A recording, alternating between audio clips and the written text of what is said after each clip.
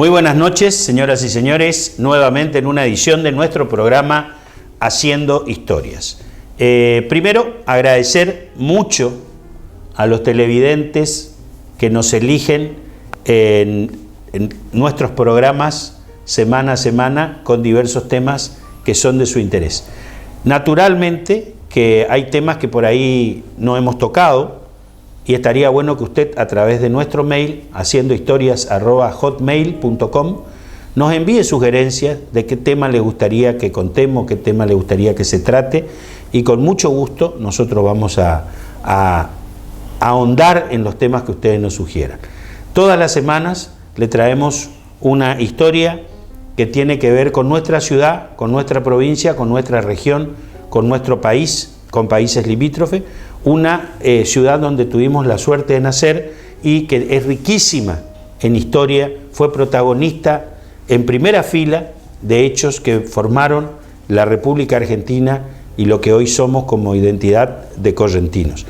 Saludos también a todos los hermanos de las otras provincias donde nos ven, la provincia del Chaco, la provincia de Misiones, Santa Fe y Paraná, que también vamos a ahondar en algunas historias que ustedes nos sugieran desde ahí. Voy a saludar a mis dos compañeros, arranco con el doctor Enrique Eduardo Galeana. Quito, ¿cómo estamos? Muy bien, Rafael, muy bien. Noche tormentosa, ¿no? Mucha gente te dice que te ve o no te ve. La gente me para en la calle y me felicita por el programa, a veces sinceramente, otros no sé tanto, pero el programa se ve y es un programa que creo que llena un vacío bastante importante dentro de la cultura correntina, porque como la lectura se ha ido desplazando hacia otros medios de comunicación, entonces le hace bien a la gente que en esos medios de comunicación, como es la televisión, como es internet, se pueda también apreciar la transmisión de la cultura, la extensión que nosotros denominamos extensión universitaria, de lo que hacemos en la universidad, podamos transmitir a la población en general que tanto nos da y a quien tanto tenemos que agradecer. En el otro lado está el doctor Dardo Ramírez Brachi. Dardo, ¿cómo estás? Buenas noches. Buenas noches, Rafael. Un gusto, como siempre. Bueno, importante lo que acaba de decir el doctor. La lectura. La lectura, a veces, sin querer, para mí se han producido dos cosas. Antes, con menos herramientas tecnológicas, la gente leía más, investigaba menos, confiaba en el libro, en el autor que estaba leyendo. Ese es el tema que vamos a hablar hoy, de librerías y bibliotecas en la ciudad de Corrientes. Ahora, con todo el bagaje tecnológico que tenemos, la gente lee cualquier cosa y pudiendo investigar, porque tiene ahí al lado al doctor Google, que puede poner si es cierto lo que está viendo o lo que está leyendo, no investiga, confía a veces en cosas que se publican en internet que son totalmente falsas. Exacto. Y no solo confía, sino que comparte. Va compartiendo y otra gente dice, ¿viste lo que pasó? Y nadie fue a preguntar si eso existió realmente. Bueno, esa es la función que desde este programa de televisión, que el otro día le decía a un amigo, la verdad que tiene que ser interesante porque somos 3 personas sentadas en una mesa y si logramos captar su atención durante 1 hora por semana, con lo que saben mis dos compañeros que son los académicos, los historiadores, los investigadores, entonces el programa está suficientemente pagado. Vamos a arrancar con este tema.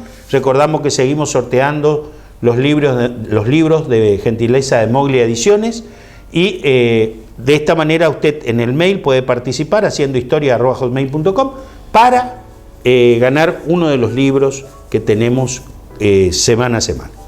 Arrancamos, ¿por quién arrancó? Por el doctor Dardo Ramírez Brachi, que ya tiene sus anotaciones. Bueno. Listo para... Me parece bien tus reflexiones iniciales y voy a tomar desde esas Pero por reflexiones supuesto, con mucho gusto, algunas consideraciones.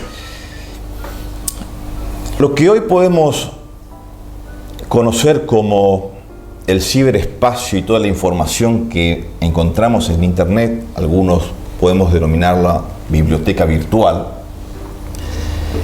Es muy importante para la acumulación de datos, de información, y más con la rapidez que se pueda obtener esos datos. Creo que esta biblioteca virtual viene a ser un complemento fantástico de la biblioteca tradicional.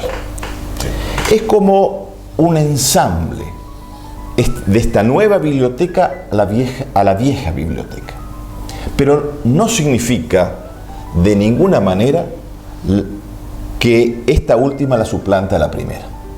No es una sustitución de la biblioteca virtual de la biblioteca tradicional.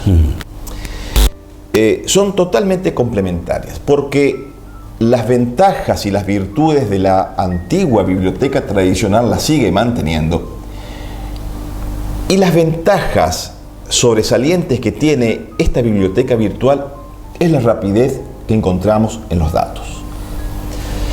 Y al tener solamente datos de esta biblioteca, aquel que la consulta va a tener la facilidad de estar informado.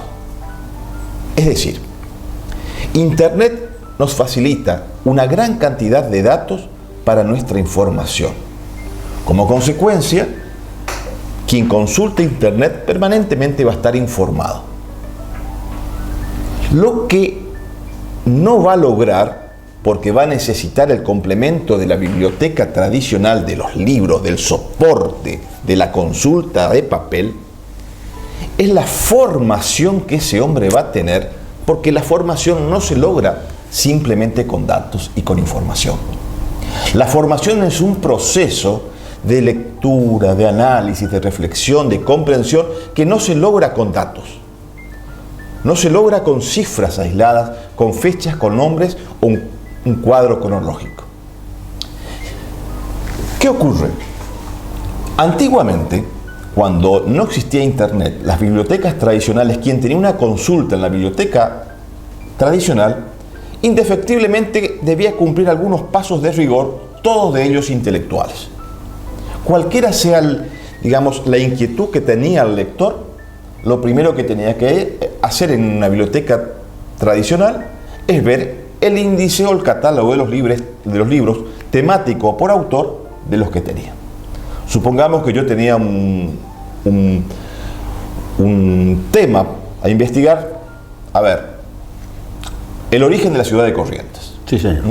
Con ese tema tenía que hacer un buceo por toda la parte de la biblioteca vinculada a historia, empezar a ver los libros, bajar los libros de los anaqueles, ver los índices, ver los autores, ver libro por libro, hacer un rastreo, un museo, una investigación de la bibliografía que había, desechar lo que no me servía, porque había bibliografía general que hablaba de las fundaciones en general y no de Corrientes, pero para hacer ese descarte yo tenía que leer, tenía que buscar en los índices, y descartar la información. Exactamente. Pero a medida que hacía ese descarte, había un proceso de conocimiento que iba absorbiendo esos datos de descartes también.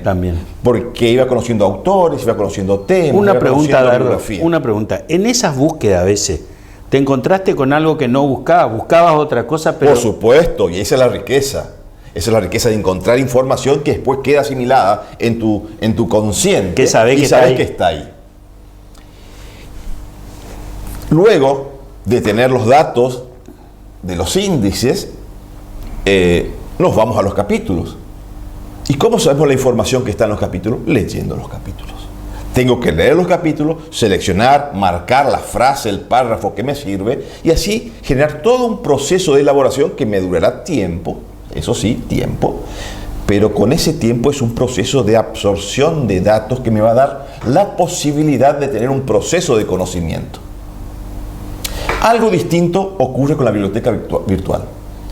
Yo googleo Fundación de Corrientes y en tiempo real tengo una serie de artículos, de libros o de referencias sobre la Fundación de Corrientes, que generalmente van a ser abreviados, limitados, en el cual me van a dar la información exacta de qué es lo que pudo haber pasado, cómo fue la fundación y las características. Pero voy a llegar a la información sin ese proceso de búsqueda que me daba la biblioteca tradicional. Entonces, ¿cómo se articula estas dos cuestiones? El uso de la biblioteca virtual, desde luego, con los datos, la información que me va a guiar, pero para lograr el conocimiento profundo necesito el soporte de la biblioteca tradicional, por decirlo de alguna manera. Es un complemento. No podemos desestimar este maravilloso avance tecnológico que es Internet y la búsqueda a tiempo real de los datos, sino que debemos aprovecharlo y volcar y complementar esto a la biblioteca tradicional. Y quería comentar esto porque tu comentario inicial tiene que ver con esto, ¿cierto? La información, el dato y lo que significa hoy Internet y el acceso a Internet y los beneficios que esto trae. Muchas veces la facilidad de tener Internet y de tener esto en tu casa o en su casa no es sabiamente utilizado, ¿no? Es una lástima, porque ahora tenés no solo la elección del tema y la rápida búsqueda de miles de documentos, a veces cientos de miles de documentos sobre ese tema, sino que incluso podés imprimirlo. Hoy podés ir a la biblioteca y sacarle foto al texto y llevarlo a tu casa y leerlo en tu pantalla de la computadora, cosa que antes no se podía. Vos antes tenías el texto y querías llevar, tenías que pedir el libro prestado en la biblioteca que te lo facilitaran, sí, o transcribir en notas. Así es. Transcribir en notas. Y ese es el proceso que decíamos, de elaboración y de absorción de información para lograr después un conocimiento y lograr conclusiones efectivas de lo que uno quiere investigar. Además, con ese proceso de elaboración del conocimiento, se genera un espacio en donde se agiganta el espíritu crítico. El espíritu crítico no se logra con datos, con información exacta. Se logra con un proceso de razonamiento, de reflexión, de comprensión del texto, no de la utilización simplemente de información. Pero que dejemos en claro también que en Internet, dentro de Internet hay páginas y hay dentro del mismo sistema de buscadores de artículos académicos, que también es muy importante. Tenemos artículos, revistas, hasta libros, muchas veces, en donde deben ser consultados y es de una riqueza inconmensurable. ¿Qué es lo que ocurre? Muchas veces genera impedimento la lectura en la pantalla, la lectura con luz, como se suele decir, en donde dificulta la lectura. También otra de las ventajas que tiene el libro, que tiene un acabado mate. Un acabado mate y no tiene reflejo y no cansa la vista. Doctor Quito Galeana. Bueno, comparto... Gran lector. Sí, comparto. ¿Su biblioteca cuántos libros tiene? Porque la suya, tenemos que hacer la biblioteca Quito Galeana. Yo creo que deben tener 14.000, 15.000 volúmenes. No tengo idea. Inclusive... ¿Sigue comprando libros hasta el día de hoy? Sigo comprando libros porque es imposible no comprar libros, si no cae uno dentro de la ignorancia supina que se transmite en diversos estadios de la cultura correntina, fundamentalmente en lo jurídico más que nada. Hay personas que parece que nunca leyeron un libro jurídico. Eso es lamentable. Relacionando con lo que dice Dardo, Umberto Eco habla de los peligros de la Internet. Cualquiera, y digo cualquiera en el sentido de personas innominadas, sí, no en el sentido despectivo. Sí, señor. Cualquier persona inventa un dogma, un mito y le da trascendencia. Lo coloca en Internet. Y va construyendo historias, leyendas, chismes, etcétera, etcétera, sin ningún fundamento científico alguno. Por eso, cuando hoy la facilidad de la Internet yo busco en la bibliografía sobre, vamos a dar un ejemplo. A ver. La esclavitud blanca. Sí.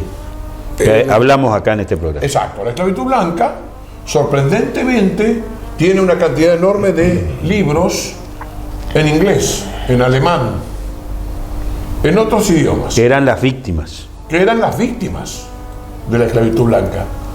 En la Argentina no tenemos traducidos al castellano esos libros. También podemos decir que hubo esclavitud blanca respecto a los primeros pobladores cuando eran capturados por las tribus originarias. Las famosas prisioneras, las cautivas que llevaban los indios, y a su vez las cautivas indígenas en manos de los blancos. De los blancos. Todo esto hace que la existencia de la biblioteca y la comparación del libro sea absolutamente necesaria. ¿Cómo era en tiempos no muy lejanos? Se tomaba un tema, se elegía un tema, nos íbamos a la biblioteca, hacíamos el rastreo de los datos que tenía la biblioteca, sus inventarios. Para eso también se tenía la colaboración de algunas grandes librerías de libreros, librerías de gente, no de comerciantes, sino de libreros. El librero era un amante del libro que usted se acercaba y él le informaba, pero tranquilamente, con una extraordinaria profesionalidad. Doy un ejemplo de una antigua librería que cerró en Buenos Aires, Platero. Platero todos los meses enviaba a ciertos lectores, entre ellos me contaba yo, una nómina hecha en mimeógrafo, en mímeo, como se dice, se hace la cita, en mímeo de los libros y novedades que incorporaba a su fondo editorial. Entonces nos íbamos y comprábamos obras que eran inhallables en ciertos lugares, en ciertas librerías comunes. Íbamos a la biblioteca, buscábamos el tema, los bibliotecarios estaban preparados. El caso de la Facultad de Derecho, una biblioteca riquísima, con fondos editoriales como el Fondo Mantilla, Lisandro Segovia, Guastavino, etcétera, etcétera, una cantidad enorme. Alsina, biblioteca, esa era una de las bibliotecas más grandes que tuvo la región nordeste argentina, la biblioteca de la Facultad de Derecho. ¿Por qué tuvo, doctor? Tuvo porque, lamentablemente, en un periodo determinado de la historia de la Facultad de Derecho, esa biblioteca fue desmantelada. Qué lástima, ¿no? Se las colocó arriba de la Facultad de Derecho en un lugar lleno de humedad, y después se trasladaron los libros a un aula, y en el aula estaban todos tirados hasta que hubo un reparto, digamos así, y algunos profesores tratamos de salvar la mayor cantidad de libros posibles, porque se iban a tirar. Muchas de las bibliotecas correntinas terminaron en la fábrica de chapas de cartón. Había una fábrica de chapas de cartón cerca de Costanera Sur, cerca de la Costanera. Entonces, fallecía alguien en la ciudad de Corrientes, vamos a un escribano, por ejemplo, que vivía por la calle Pellegrini, que tenía libros, que tenía una biblioteca espectacular, una de las mejores bibliotecas de Corrientes. ¿Y qué hacían? Vendían por kilo los libros. Vendían por kilo los libros, ahí se fueron colecciones de derecho castellano, de legislación indiana, de derecho romano. Había una cantidad enorme de libros de derecho romano, las institutas de Justiniano, y se vendían por kilos, y esos kilos iban a alimentar la fábrica de chapas de cartón. Eso es inimaginable. Yo, como experiencia, cuento la historia de una biblioteca, la Biblioteca Popular, fundada por Faustino Valentín Sarmiento, conocido como Domingo Faustino Sarmiento, por la calle Pellegrini. En mi juventud, siendo estudiante de magisterio, yo iba a consultar los libros allí, me ayudaban las bibliotecarias, nunca voy a olvidar ese gesto, me ayudaban a leer, y los sábados a la mañana había reuniones en la Biblioteca Popular, en las cuales primero comparecían los filatelistas, grupo al cual me incorporé. Con la filatelia uno aprende, estudia, conoce, compara, critica, razona, se vincula con personas de todo el mundo.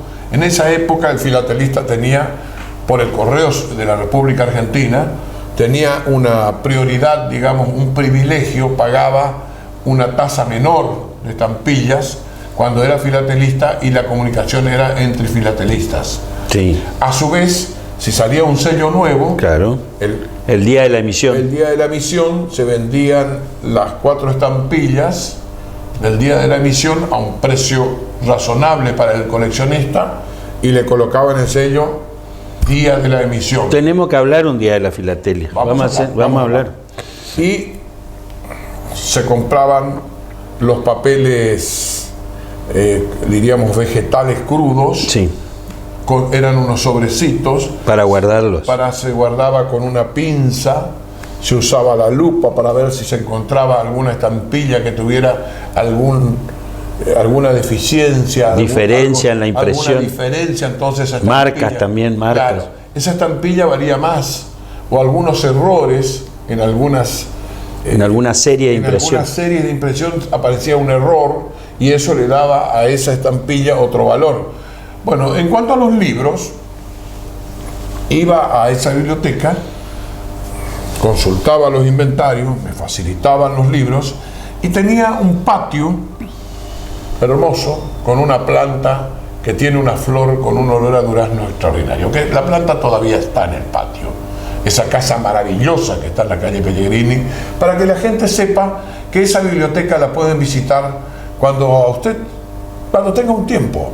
Vayan a ver la biblioteca popular, vayan a ver las bibliotecas populares en todo el interior de la provincia de Corrientes. La biblioteca de esquina que tuve el gusto de conocer con Dardo, la biblioteca de Goya, Mercedes, Curuzú, etc. Esas bibliotecas sirvieron y sirven a la cultura de una manera extraordinaria. ¿Y qué más trae el libro?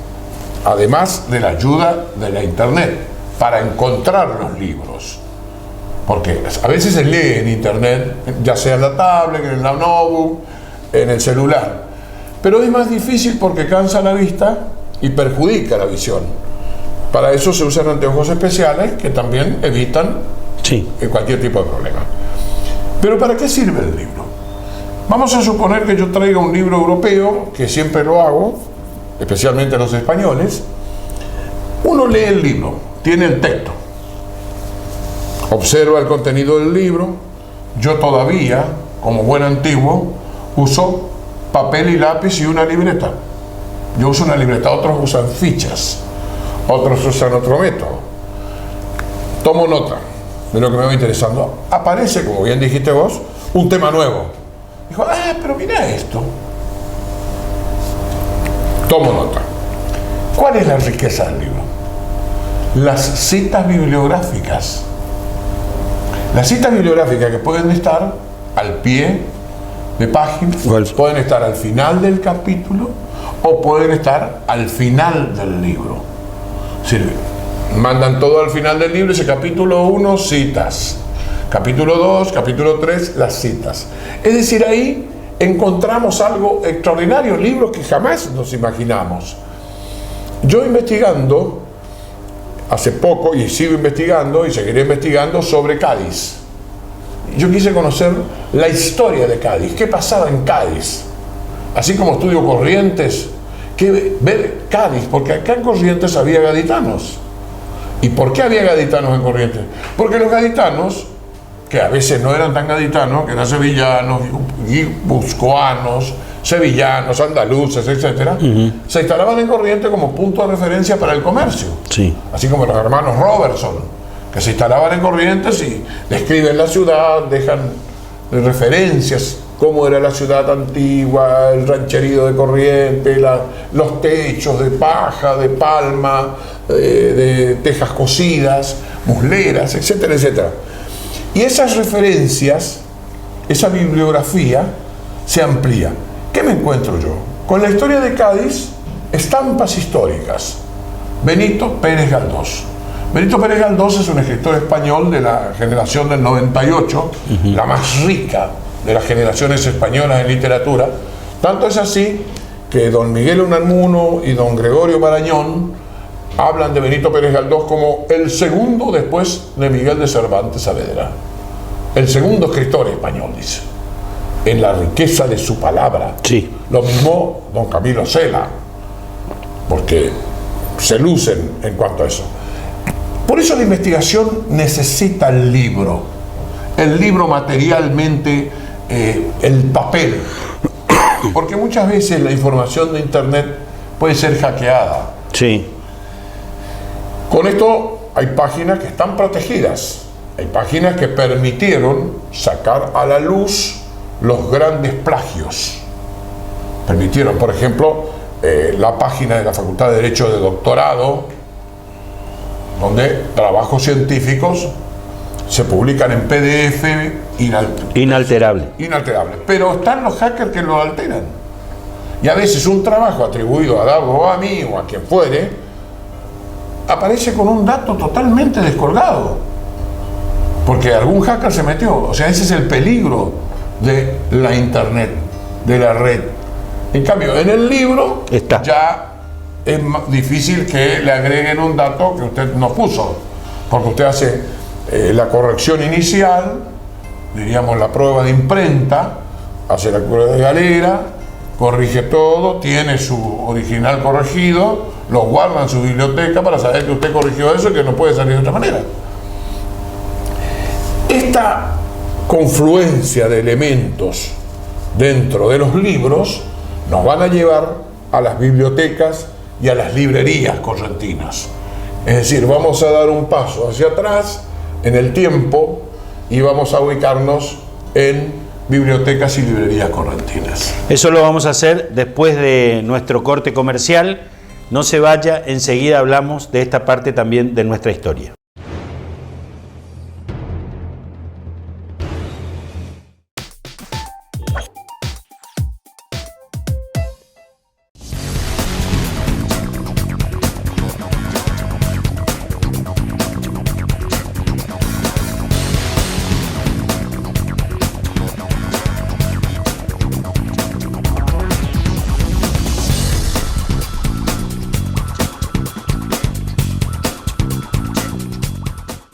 El Litoral, la información más calificada, sorteos, promociones y muchos más beneficios. Deportes, sociales, policiales, política, con más suplementos. Ellitoral.com.ar, la mejor cobertura online.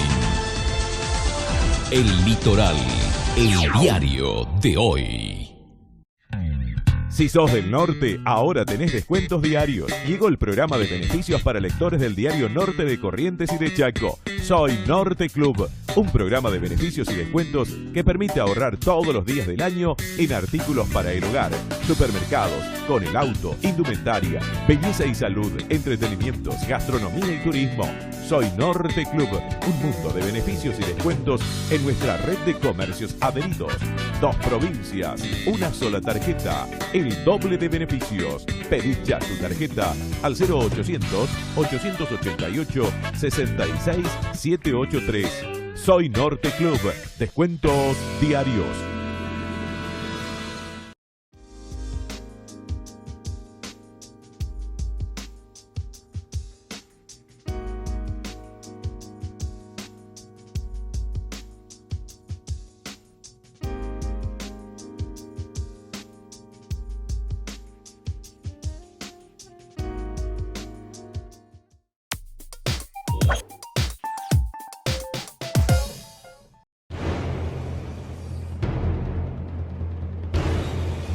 De regreso, después del corte comercial, arrancamos este tema apasionante, librerías y bibliotecas de Corrientes. Ahora sí, hacemos un juego de la máquina del tiempo y nos vamos a contar ese Corrientes con librerías y bibliotecas. Las bibliotecas siempre, en cualquier ciudad, en cualquier espacio, ocupan un lugar de privilegio. Originariamente, las bibliotecas podían tener una sede pública o una sede privada. Generalmente, en la época antigua, en el origen de nuestra patria, de nuestra provincia, el soporte por el cual donde anidaban los libros en mayor cantidad eran las bibliotecas privadas. ¿Por qué? A pesar de que la Biblioteca Nacional de la Argentina nació inmediatamente después de la Revolución de Mayo con una propuesta, una inquietud de Mariano Moreno. Aún más, a los pocos meses, creo que en septiembre de 1810, ya hay una disposición de la primera Junta de Gobierno que establece crear a través de algunos fondos, entre ellos el de Moreno, crear la biblioteca, que era la Biblioteca de Buenos Aires todavía, pero va a ser la semilla que germinará para juntar esos libros que van a comenzar a ser lo que después terminará en la Biblioteca Nacional.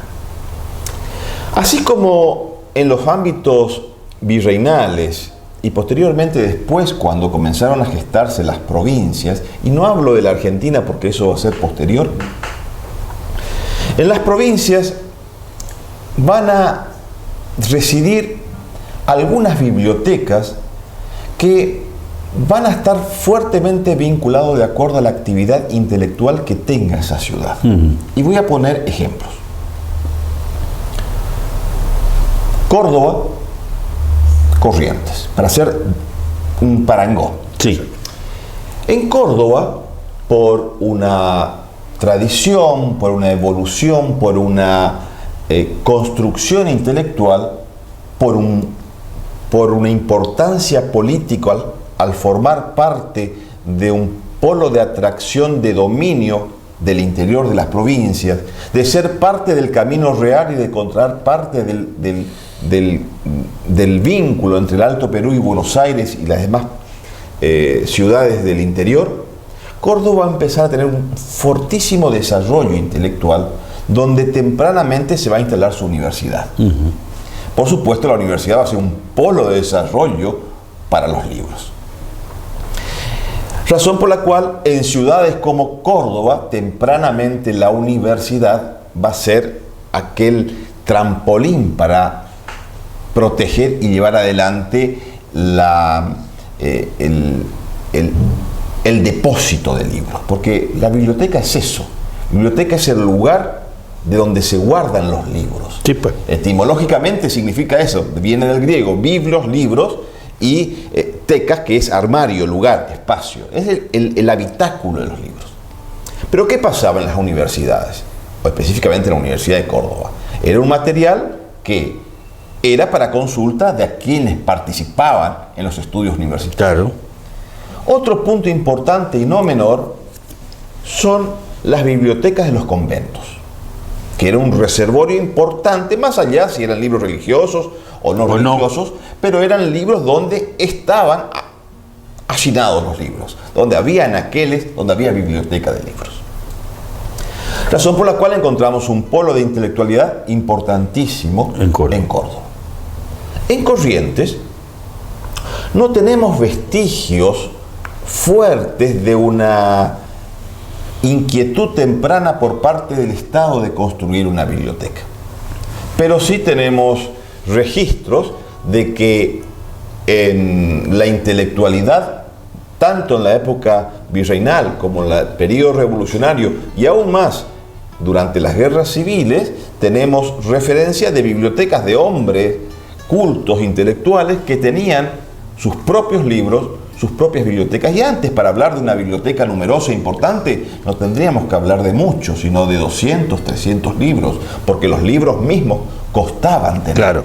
Costaban no eran que algo los tan libros llegasen a estos lugares.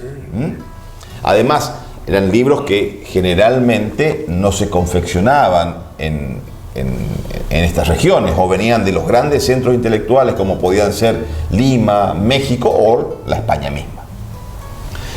Y estos espacios en donde las bibliotecas particulares, privadas, fueron de gran utilidad porque fueron los espacios de construcción de la intelectualidad de la época, de abogados, de médicos, de funcionarios, y gracias a eso, y acá tenemos bibliotecas clásicas, tradicionales, en la época de la colonia tenemos registro que existieran, las bibliotecas de Llano, las bibliotecas de los Cosio, que eran bibliotecas numerosas y de ejemplares valiosísimos. Con el tiempo, luego de transcurrir, desde luego, la formación del Estado, las luchas civiles, los enfrentamientos políticos, no ayudaron para que exista una política pública de difusión del libro y del fomento de la biblioteca. Pero sí, cuando se perfecciona la idea del Estado, y específicamente a partir de aquella brillante generación compuesta por los Sarmiento, los Avellaneda, los Roca, que tuvieron una idea de un Estado en donde debías consolidar y llevar adelante esta formación de la sociedad.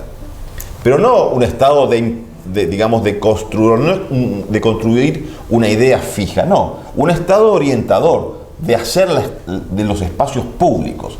De ahí las bibliotecas populares, todas públicas, que el doctor Galeana en primer parte del programa hacía mención.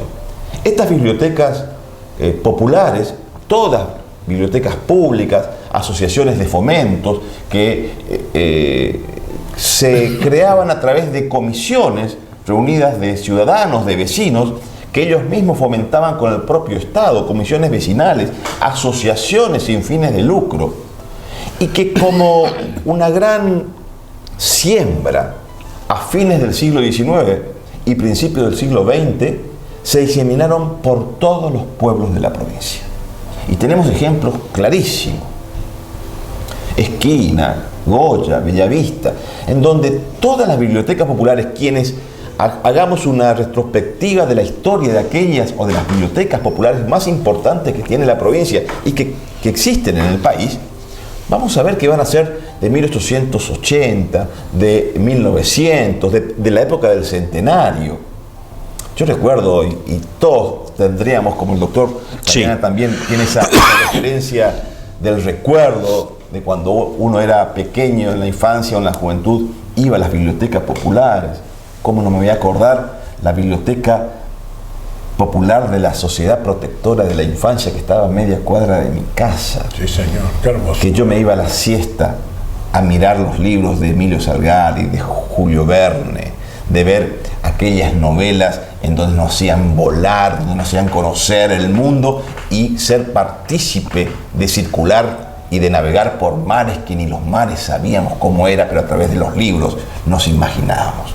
Esas bibliotecas populares, e insisto, y es esta biblioteca que estaba cerca de mi casa paterna, en la esquina Corrientes, en donde era un mundo magnífico. Uno entraba en un túnel en donde lleno de revistas, lleno de libros, de enciclopedias, pero no quiere decir que íbamos y leíamos todos los libros, no, buscábamos en esa investigación que nombrábamos al principio del programa los que nos gustaba y buscábamos aquello que nos simpatizaba, la aventura, el encontrar los datos para conocer las características de los otros países, cómo eran las banderas, los habitantes, los idiomas, y eso nos daba el acceso a la biblioteca popular, la biblioteca pública, que si bien existen todavía hoy, bien hay una asociación y se fomenta, hay una asociación de bibliotecas populares, creo que hay que apoyar y generar las mejores expectativas para esos ámbitos. ¿Por qué? Como dijimos al principio, esas bibliotecas populares no deben ser suplantadas por las bibliotecas virtuales, porque tiene su encanto, tiene su atmósfera, tiene su olor al libro, que es insustituible. Doctor. Yo me acuerdo de una colección Lo sé todo. Sí, pues. La famosa. ¿Quién no tuvo Lo sé todo en su casa? Creo que está en la casa de mi mamá todavía. Bueno, esa colección. El tesoro de la juventud. El tesoro de la juventud. Yo la encontraba en la casa de mi tía Manuela, la hermana mayor de mi papá, que la trajo de España. Cuando volvieron de España, mis padres y sus hermanos, con mi abuela, se instalaron en Corrientes y trajeron Lo sé todo, el libro de los por qué, la Primera Guerra Mundial. Lo sé todo, lo lindo que tenía era que, sí, aparte del texto, tenía lindas imágenes. Lindas imágenes y preguntas, interrogantes, que te hacían razonar, que te hacían pensar, mapas, gráficos, construcciones, bueno. Esas colecciones se compadecían con otras colecciones, por ejemplo, encontrarse con la famosa colección de la Biblioteca Británica, la Enciclopedia Británica o la Enciclopedia Hispánica. Esas grandes colecciones que teníamos nosotros en determinadas bibliotecas, esa gran expansión del libro. Y esas bibliotecas en Corrientes se fueron formando desde casas particulares. El libro era muy caro. El libro, entonces circulaba en tanto y en cuanto fueran los clanes familiares. Las mujeres estaban excluidas. Las mujeres en Corrientes, en el siglo pasado y en la colonia, la mayoría eran analfabetas. La mayoría. Solamente podían leer a veces los elementos litúrgicos. Después la mayoría eran analfabetas porque había un concepto en que la mujer tenía que dedicarse a los hijos, a cuidar la casa, etcétera, tanto que es así que Alberdi, en la base y punto partida, dice: las mujeres no tienen que coquetear ni andar de reuniones ni cotilleos, tienen que estar en su casa cocinando, bordando, atendiendo a su esposo y a sus hijos y a Dios. Aquí que grandes bibliotecas se desarrollaron en Corrientes, y esos intentos del gobierno correntino de fomentar la cultura y fomentar la lectura. Ferré, la Universidad de San Juan Bautista en la Iglesia de la Merced, 1841, 1842. Ferré crea la Universidad de San Juan Bautista y contrata profesores y compra un determinado fondo editorial. El fondo editorial no eran 2.000 libros o 3.000 como se habla ahora. El fondo editorial eran 30, 40 libros, 50 libros. La biblioteca de Lisandro Segovia, y algunos se preguntarán: ¿y quién era Lisandro Segovia? Uno de los más grandes juristas que tuvo la República Argentina. ¿Quién comentó el Código Civil, Código Penal y Código de Comercio en la República Argentina? Son del siglo XIX, sí. Fin del siglo XIX, comienza con Sarmiento. Pues Código Civil, Código Penal, Código de Comercio. ¿Quién comenta? ¿Cuál es el primer comentario que aparece? Sí. En El País, creo que es Lisandro Segovia, que vivía frente a la Plaza Mayo, en la ciudad de Corrientes. ¿Cuál es el gran procesalista del país? Yo siempre digo que procesalistas hubieron muchos, Tomás Joffre, pero el procesalista por antonomasia y por excelencia es Hugo Alsina, correntino. La biblioteca de Hugo Alsina era algo majestuoso. La biblioteca de Mantilla, bueno, podemos citar bibliotecas extraordinarias en Corrientes, pero era de un grupo determinado y selecto y cerrado. Sí. El libro, se aplica la frase: quien presta un libro es un tonto y quien lo devuelve más tonto aún. Sí. Por eso, para mantener una biblioteca, y más aún colecciones, el libro debe estar en su lugar. No se presta. Usted quiere tomar datos, señor, tome asiento, tome los datos, hoy saque fotografía, pero el libro no sale de la biblioteca, porque no vuelve y se destruyen las colecciones. La biblioteca, la Enciclopedia Británica, fue uno de los grandes avances culturales. El libro, en Estados Unidos, fue uno de los elementos constructores de la cultura de los Estados Unidos. Ellos se preocuparon por crear universidades y centros de educación, y el libro debía estar en el pupitre del educando, del alumno. Y se leía y se razonaba. Por eso, la expansión del libro hace que nos lleve a tiempos remotos. Vamos a ubicarnos en Roma. Roma, la gran Roma, el Imperio Romano, tenía dos grandes bibliotecas y dos grandes centros de bibliotecas: el Imperio de Oriente y el Imperio de Occidente. ¿Qué usaban en Roma? Porque hablamos en otro programa de los libros. Sí. Se escribía en tela. Nosotros habíamos hablado del barro, de la piedra, del metal, del papiro, del pergamino, del papel de hilo, y nos olvidamos de la tela. Y los romanos escribían libros en tela. Por ejemplo, los egipcios venían a comprar los libros de Roma. En la ciudad de Roma circulaban los libros en ciertos círculos, así como relatan Cicerón, Séneca y todos estos grandes hombres, y que estos datos, al que quiere encontrarlos, los puede encontrar en un artículo del libro Antigüedad Clásica de un profesor de la Facultad de Derecho, Cornel Soltan-Mejes. En la Antigüedad Clásica él relata cómo funcionaban los libros y cómo se descubren algunos libros romanos que fueron quemados y destruidos por las invasiones bárbaras. Bárbaras eran los pueblos que no eran romanos. No interesa si tenían otra cultura o no. Claro. Eran bárbaros. O sea, como ahora, vos sos el otro y yo soy, Sí. nosotros somos y son los otros. Esa díada que divide a las sociedades.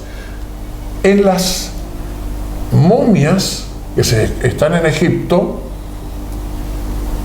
en los embalsamientos, los egipcios sacaban los libros que no les convenía y envolvían a sus momias con su libro. con las telas de los libros. Ah, Por eso, cuando hoy encontraron momias y comienzan a desenrollar las telas de las momias, aparecen los libros. Fíjense ustedes la importancia que tenía el libro, la gran biblioteca de Alejandría,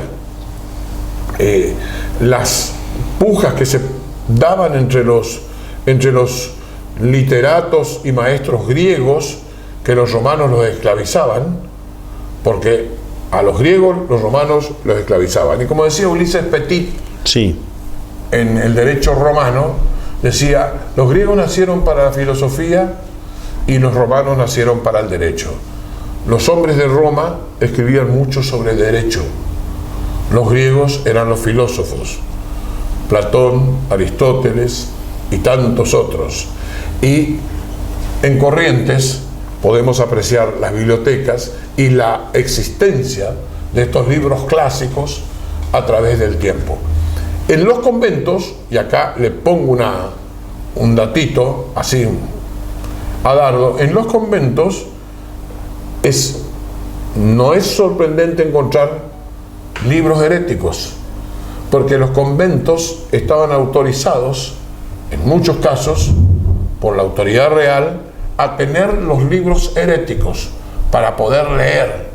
Por ejemplo, Voltaire, Rousseau. De ahí que Mariano Moreno, estando en Chuquisaca, en su universidad, él pudo leer los libros heréticos, lo mismo que Manuel Belgrano, en Salamanca, pudo leer los libros heréticos. Eran los libros que hablaban mal de la religión católica o que no convenía que leyera Claro. el pueblo. Estos libros circulaban por toda España y por toda América sin ningún tipo de inconveniente. ¿Por qué razón? Porque el contrabando de libros se filtraba en la sociedad. ¿Era una lectura generalizada? No, repito. La lectura estaba destinada a la clase dominante de sexo masculino. Pocas mujeres sabían leer y escribir. Antes de irnos, librerías que recuerdes de Corrientes, Librerías que recuerdo de Corrientes. comerciales, por supuesto, ¿no? Librería García. Hay Casa García, que Casa está García. Rioja, frente al ET7. Exacto, una librería magnífica, Sí. La construcción. un fondo editorial extraordinario, esos libros y esos libros engalanados con esas lapiceras de la señora de García, del señor García, algo extraordinario. La Mariano Moreno, Sí. librería universitaria de don Salomón Literat, En la- Rioja, esquina Mayo. Sí, señor, frente al Banco Hipotecario. Pero claro, primero estaba en Irigoyen, esquina San Juan, frente a la Acción Católica. Sí. Ahí estaba don Salomón Literat con el señor López, Sí. el dueño de la Casa de las Medias en esa Sí. época. Uno entraba, 1966, entraba. Yo tenía 5 años. Sí. Yo entré a comprar mi primer libro. ¿Cuántos años tenía? Petit de Moral. Yo tenía 18 años. A ver, sí, 18 años. Tenía 18 años y entré a comprar mi primer libro. Derecho romano. de Petit. Ulises Petit, Derechos Romanos. ¿Cómo compré? En 5 cuotas iguales y consecutivas. Se firmaba un pagaré. Sí, pues. No había tarjeta de No crédito. había tarjeta de crédito, débito, esas cosas no existían. Y compré mi primer libro. Cuando me dieron ese libro, para mí ese libro era como si yo tuviera un anillo de brillante. Lo conservo hasta ahora con el amor de ser el primer libro adquirido. Segundo libro adquirido, Derecho Internacional Público, de Podestá Costa. 2 tomos, lomo rojo. Esos 2 libros, ese era otro que yo... Tercer libro, Sí. Derecho Civil y Comercial, parte general, de Raimundo L. Salvat, actualizada en esa época, 1966, 64, 65 habrá sido la edición, 63, López Olaciregui, por López Olaciregui. Y esos eran unos tomazos grandes, y eso los tengo yo ahí. Todo comprado en cuota. Todo comprado en cuota. Llegaba a fin de mes, cobraba mi sueldo de maestro, sacaba la parte que correspondía, compraba, por ahí me compraba una camisa, también en cuota, en una tienda del Económico. Ahí me iba, porque así era la vida, Así es. simple, con cosas simples. Y leía mi libro de civil, leía mi libro de romano, leía, como anécdota, para cerrar, yo creo que Sí. la gente rendía en la Facultad de Derecho, los estudiantes rendían 7, 10, 14 veces las obligaciones. Con el doctor Dalmacio Encina Atienza, de la Universidad Nacional de La Plata, que venía a tomar exámenes acá y a dar clases. Venía en el hidroavión, bajaba su portafolio, se sentaba y tomaba exámenes. Rendían 14 veces, 15 veces todo. Yo vengo de San Lorenzo, con mi camisa de grafa, mi corbata, mi saco, verano era yo con un saco de invierno, que era el único saco que tenía, y me siento. Yo había leído Obligaciones por Salvat, Raimundo L. Salvat y otro autor, Borda. Entonces este hombre me toma examen y todos se reían de mí porque me miraban. Sí, pues. Se reían de mí porque ¿qué va a hacer este si es la primera vez que viene a rendir? Sí. Muy bien estoy yo. Encima con esa pinta. Con esa pinta, y el tipo me miraba. Y yo hablaba. Me preguntaba y yo le contestaba. Automáticamente. Me fue muy bien. Y me dice, ¿dónde estudió usted? ¿Por qué autores estudió usted? Raimundo L. Salvat, Borda. ¿No tenía otro autor? No, señor. Yo soy maestro y compré los libros y estudié. Y bueno, ¿quiere irse ya? Sí, bueno, siéntese. Siéntese era, váyase. Eso sí, ya sabía el lenguaje, porque yo no podía asistir a clases. Bueno, salgo, todo, che, saliste mal, pero ¿por qué? ¿Por qué no te quedaste? Y el hombre se levanta, abre la puerta, me llama. Galeana, venga por favor. Sí, me acerco. Sí, señor. Esto es para usted. Me regaló un libro autografiado por él. Mirá vos. Y saqué bueno en obligaciones. Fue el primer bueno, el primero que aprobó por primera vez. En una sola vez. En una sola vez con Dalmacio Encina Atienza. Mirá vos. Así que el libro. Y tengo fotos allá en mi rancho, con mi velador y mi lámpara, porque se cortaba la luz, hacía la luz 1, 2, 3, se cortaba, y ahí encendía mi lámpara de querosén, y como Mariano Moreno y como Belgrano, a la luz del candil. Algunas cosas no cambiaron, ¿eh? Ahora viene el verano y Sí. 1, 2, 3 se va a cortar la luz, pero nosotros vamos a seguir igual adelante porque ahora se inventó la pila. Bueno, muchas gracias por acompañarnos. Nosotros nos encontramos en 7 días con un nuevo tema de Haciendo Historia. Muchas gracias.